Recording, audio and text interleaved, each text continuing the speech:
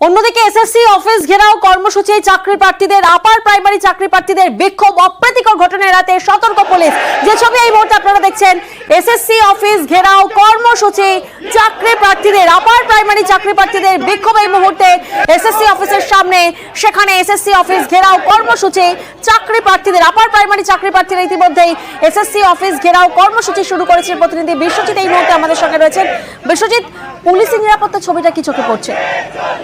দেখো, এসএসসি অফিসের ঠিক সামনেই সার্ভিস রোডে তারা বসে পড়েছেন এবং বসে পড়ে স্লোগান, বিক্ষোভ দেখাচ্ছেন এবং তাদের স্লোগান, দাবি একটাই যে 2016 সালে যারা পরীক্ষা দিয়েছিলেন এই আপার প্রাইমারি চাকরি প্রার্থীরা, তাদের আদালতে এই মামলা চলছিল এবং শেষ পর্যন্ত আদালতের নির্দেশ 28 আগস্ট আসে যে 28 নভেম্বরের মধ্যে তাদেরকে নিয়োগ দিতে হবে। 14,052 যে প্রার্থী রয়েছেন তাদেরকে নিয়োগ দিতে হবে এবং সেই নিয়োগপত্রের দাবিতেই তারা এসেছেন এসএসসি অফিসে।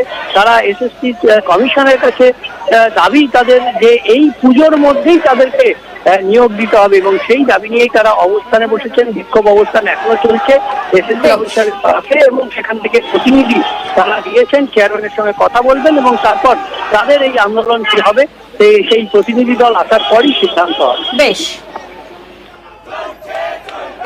একটি মৌলিক অধিকার, দীর্ঘদিন ধরে নিয়োগ দিয়ে স্কুলে 2015 সাল পরীক্ষা দিয়েছি, আজ 10 বছর ধরে অধিকার। তাই পুজোর আগে আবার ওই নিয়োগে কাউন্সিল নম্বর করে জয়েনিং করতে হবে।